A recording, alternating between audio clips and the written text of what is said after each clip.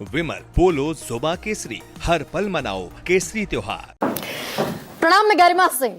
सबसे बड़ा सवाल आज आपके मुद्दों पर पूछने वाली हूं। वो जो नारे 2014 से पहले आप सबने सुने होंगे, जबरदस्त नारेबाजी हुआ करती थी पॉलिटिकल रैलीज में, चुनावी प्रचार में। ये नारे लगते थे बाकायदा, बहुत हुई गरीबी की मार अब की बार मोदी सरकार, बहुत हुई बेरोजगारी की मार अब की बार मोदी सरकार। और पेट्रोल डीजल को लेकर तो एक कितना बड़ा हेवॉक था, बहुत हुई पेट्रोल डीजल की मार अब की बार मोदी सरकार की। अगर मोदी सरकार आ गई तो 40 रुपए में पेट्रोल डीजल बिकेगा। अलावा इसके किसानों की बात होती थी, गरीबी मैंने बताया, महंगाई बताया, बेरोजगारी बताया, पेट्रोल डीजल बताया। और दरअसल इसका नतीजा ये हुआ, ये जो नारे लगे चुनावी रैलियों में, अब जनता को लगा भाई ये तो अमृतकाल वास्तव में आ जाएगा। नतीजा ये हुआ कि डॉक्टर मनमोहन सिंह की सरकार को उखाड़ फेंका जनता ने, और बीजेपी की प्रचंड बहुमत की पहली बार 282 सांसदों के साथ सरकार बनी। प्रधानमंत्री नरेंद्र मोदी की अगुवाई में बनी, सबसे बड़ा चेहरा बने देश के प्रधानमंत्री नरेंद्र मोदी। फेस वैल्यू पर लिया लोगों ने उनकी बातों को। लेकिन इस सारे चुनावी कैंपेन में जो एक सबसे बड़ी चिंता दिखाई देती थी, वो चिंता थी रुपए की, गिरते हुए रुपए की, पतले होते हुए रुपए की, देश की प्रतिष्ठा की, देश की आबरू की, हिंदुस्तान की इज्जत की। क्योंकि इज्जत से जोड़ दिया गया था डॉलर के मुकाबले गिरते हुए रुपए को। और एक नेता, बल्कि एक नेता का नाम नहीं लूंगी, कई नेता हैं बीजेपी के जो उस वक्त वेंकैया नायडू, रविशंकर प्रसाद, नितिन गडकरी, पीयूष गोयल, शाहनवाज हुसैन, सुब्रमण्यम स्वामी तो कहा करते थे कि एनडीए अगली सरकार अगर बनाती है, यानी कि बीजेपी और मोदी प्रधानमंत्री बनते हैं, तो 2 साल के भीतर रुपया मजबूत होकर 35 रुपए पर डॉलर हो जाएगा। वेंकैया नायडू कहते थे कि देश की सरकार पंगु है। और प्रधानमंत्री क्या कहते थे, उनका भी मैं 2013 का आपको भाषण पढ़कर सुना दूं, हूबहू शब्द से। ये ऐसे नहीं होता मित्रों, मैं शासन में बैठा हूं, मुझे मालूम है इस प्रकार से रुपया इतनी तेजी से नहीं गिर सकता। नेपाल का रुपया नहीं गिरता, बांग्लादेश की करेंसी नहीं गिरती, पाकिस्तान की करेंसी नहीं गिरती, श्रीलंका की करेंसी नहीं गिरती, तो ये हिंदुस्तान का रुपया पतला कैसे हो रहा है, सरकार को जवाब देना पड़ेगा। वाजिब सवाल है भाई। अटल बिहारी वाजपेयी की सरकार में 44 रुपए पर था पर डॉलर रुपए की कीमत, वो बढ़ते बढ़ते पहुंच गई डॉक्टर मनमोहन सिंह की सरकार में 58 रुपए 86 पैसा। तो सवाल पूछना जायज था। प्रधानमंत्री कहते दिखे कि दिल्ली सरकार और रुपए के बीच कंपटीशन चल रहा है कि रुपया जिस तेजी से गिर रहा है, किसकी आबरू कितनी तेजी से गिरेगी, सरकार की आबरू गिरेगी या फिर गिरेगी रुपए की। सुषमा स्वराज कहती दिखी लोकसभा के भीतर की इस करेंसी के साथ साथ देश की प्रतिष्ठा भी जुड़ी। भाई हमारे रुपए के साथ हमारे देश की प्रतिष्ठा जुड़ी है।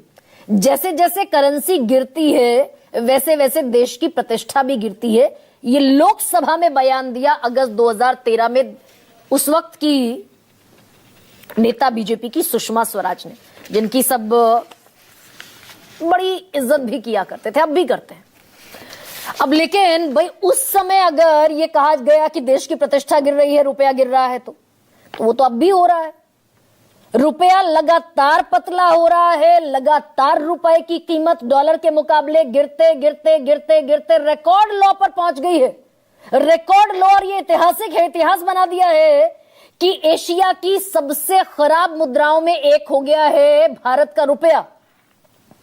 और कितना गिर गया है, 58.86 पैसा हुआ करता था 2014 में, 2025 में हो गया 90 रुपए 41 पैसे। हालांकि इसमें अभी थोड़ा बहुत सुधार हुआ है, लेकिन 90 के पार पहुंचता देखा रुपया। और जैसा मैंने कहा रिकॉर्ड लो है, ये कभी नहीं हुआ इतिहास में अब से पहले ऐसा। तो भाई ये किसकी प्रतिष्ठा गिर रही है? अब उस वक्त के बयानों के अगर मद्देनजर देखा जाए तो देश की प्रतिष्ठा गिर रही है, धूमिल हो रही है हिंदुस्तान की आबरू, रुपया गिरता जा रहा है। और ऐसे में केंद्रीय मंत्री का बयान आया है पीयूष गोयल का, सब चंगा सी। मैं बयान सुनाती हूं आपको। Indian economy continues to power on. Growth we have just seen is at 8.2% even in the second quarter. seen the lowest ever inflation in the last few months. Foreign exchange reserves continue to be strong. Capital inflows and investments in infrastructure, consumer spending, all the levers of the economy have demonstrated a great deal of positivity. तो पीयूष गोयल कह रहे हैं सब positive है, सब चंगा है। देश की जीडीपी अभी जो दूसरी तिमाही के आंकड़े जारी हुए हैं 8.2 की ग्रोथ रेट से हम लोग विकास कर रहे हैं, हमारी जीडीपी बढ़ रही है। अब सवाल लेकिन यह है कि हम 5वीं सबसे बड़ी इकोनॉमी तो बन गए, उसे बैज ऑफ ऑनर की तरह पहन भी लेते हैं, लेकिन जिस देश को पीछे छोड़ा ब्रिटेन को, उसकी पर कैपिटा इनकम हमसे 20 गुना ज्यादा है, जिसे पीछे छोड़ा है हमने, जिस जीडीपी का हम बाकायदा बैज ऑफ ऑनर पहनते हैं।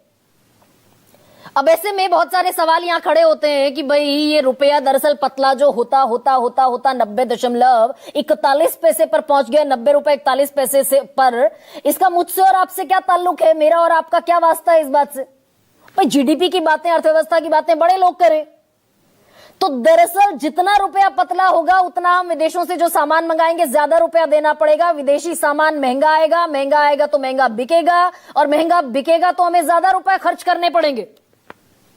महंगाई बढ़ेगी तो फिर RBI, reserve bank of India को, सेंट्रल बैंक को ज्यादा पैसा इंड्यूस करना पड़ेगा, और वो जो पैसा देगा वो भी हमारी जेब से जाएगा, क्योंकि किसी के भी पास पैसा बनाने की मशीन नहीं है, हमारा ही टैक्स है। और वो महंगा होगा तो हमारी ईएमआईज बढ़ती दिखाई देंगी, महंगा होगा सामान तो भी हमें मुश्किलें पेश आती दिखेंगी। अब ये दिखेगा या वैसा हो रहा है, ये भी अपने आप में बड़ा सवाल है। भाई पेट्रोल 105 रुपए लीटर पहुंचता हुआ दिखाई दे रहा है, कहां तो 40 रुपए पर बेचने की बात थी, बहुत हुई पेट्रोल डीजल की मार अब की बार मोदी सरकार। पेट्रोल बिक रहा है 105 रुपए पर लीटर पर, कहां से कहां पहुंच गया? 70 रुपए हुआ करता था 2014 में। विशुद्ध जो घरेलू बचत है इस देश के लोगों की, मेरी आपकी, यानी कि हमारी आमदनी जो हम बचाते हैं, वो 50 साल में सबसे निचले स्तर पर है। ये आरबीआई का डेटा है, रिजर्व बैंक ऑफ इंडिया ये कह रहा है कि लोगों की जेब में पैसा नहीं है, बचत नहीं है। पर कैपिटा इनकम, महंगाई बढ़ने का साइड इफेक्ट होता है कि हमारी ये जो आमदनी है वो तो उतनी है नहीं, महंगाई ज्यादा है तो घरेलू बचत नहीं होगी। वैसा आरबीआई कह रहा है कि 50 साल से सबसे कम है विशुद्ध घरेलू बचत। पर कैपिटा इनकम यानी आपकी और मेरी आमदनी में औसत पर कहां खड़ा है भारत? 142वें नंबर पर। जीडीपी 5वें नंबर पर और पर कैपिटा इनकम है हमारी 142वें नंबर पर। मोहन भागवत चिंता कर रहे हैं कि अमीर और गरीब की बीच की जो खाई है वो इतनी ज्यादा बढ़ गई है कि उसे पाट पाना मुश्किल दिखाई दे रहा है। मोहन भागवत ने अभी कुछ दिन पहले कहा, देश में गरीब और गरीब होता जा रहा है, अमीर और अमीर होता जा रहा है। ये कमियां देश में शोषण का एक नया तंत्र खड़ा कर रही हैं। 50% आबादी इस देश की संपत्ति में हिस्सेदार है, सिर्फ 4.1%, और टॉप की जो 10% आबादी है वो इस देश की संपत्ति ले जाती है 77%। 10% के पास 77% है और नीचे के 50% के पास सिर्फ 4% है। अब दरअसल रोजगार पर भी बात आएगी। भाई यहां पर जितने विदेशी निवेशक हैं लगातार पैसा खींच रहे हैं, उनके लिए भारत सेफ बाजार नहीं रहा है। और यह भी रिकॉर्ड एनएससी का है, नेशनल स्टॉक एक्सचेंज का, 2 लाख करोड़ रुपए इन 9 महीनों में विदेशी निवेशकों ने खींच लिए हमारे बाजार से। यह भी वजह है रुपए के पतला होने की।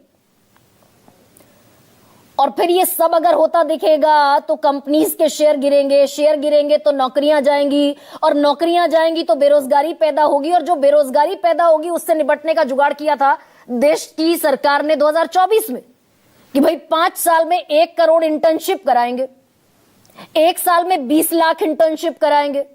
पहले साल का टारगेट रखा गया था कि कम से कम 1.25 लाख इंटर्नशिप तो करानी है छात्रों को, युवाओं को। इस 1.25 लाख में से जो टारगेट पूरा कर पाए हम, भाई बड़े जोरों शोरों से प्रधानमंत्री इंटर्नशिप योजना की शुरुआत हुई थी, 1.25 लाख में से हम इंटर्नशिप करा पाए सिर्फ 2066 लोगों को। और उसमें से नौकरी कितने लोगों की लगी आपको ताज्जुब होगा सुनकर, नौकरी लगी है सिर्फ 95 लोगों की। 100 का आंकड़ा भी पूरा नहीं हुआ, कहां तो 1.25 लाख की बात थी, और 15 लाख भी नहीं आए, और काला धन भी नहीं आया, और किसानों की आमदनी भी दोगुनी नहीं हुई। तो फिर ये सब दरअसल जुमलेबाजी थी, चुनावी वादे थे इस पर। और कमाल इस बात का है कि कहीं खबर नहीं है, कोई सवाल पूछने को राजी नहीं है। सबसे बड़ा सवाल पर ही आपको देखने सुनने को मिलेगा। और अभी और जब पैनलिस्ट बोलेंगे तब समझ में आएगा कि असलियत दरअसल है क्या। हम 5 किलो राशन में खुश हो रहे, 10,000 रुपए बंट रहे बिहार में, उस पर खुश हो रहे। इसी पर चर्चा करूंगी, सुनिए विपक्ष क्या कह रहा है। जब डॉलर मनमोहन सिंह जी के टाइम में जब हाई चल रहा था तो इन लोगों ने क्या कहा था, तो आज क्या जवाब दे रहे हैं? इनसे पूछिए ना, मेरे से क्यों पूछ रहे हैं आप? प्रधानमंत्री जी को बधाई, 90 तक पहुंचाने के लिए 100 तक पहुंचा देंगे जिस गति से रुपया जा रहा है। सुषमा स्वराज जी ने इसी देश की संसद में एक बार कहा था कि जब जब रुपए की कीमत गिरती है तब तब प्रधानमंत्री की गरिमा गिरती है। आजकल गिरती है या नहीं, ये तो भाजपा वाले ही बताएंगे। और ऐसे में आपके सामने रखती हूं आज का सबसे बड़ा सवाल, और थोड़ा संभल कर दरअसल मैंने भी सवाल बनाया है। रुपया गिरा तो प्रतिष्ठा गिरी, क्यों हो रही इतनी किरकिरी? और दूसरा सबसे बड़ा सवाल, पहली बार रुपया 90 के पार, इतनी खामोशी क्यों है सरकार? मेरे साथ प्रवक्ता जुड़ रहे हैं भारतीय जनता पार्टी के जफर इस्लाम साहब। सलमान सोज मेरे साथ हैं, प्रवक्ता हैं कांग्रेस पार्टी के। वो कह रहे हैं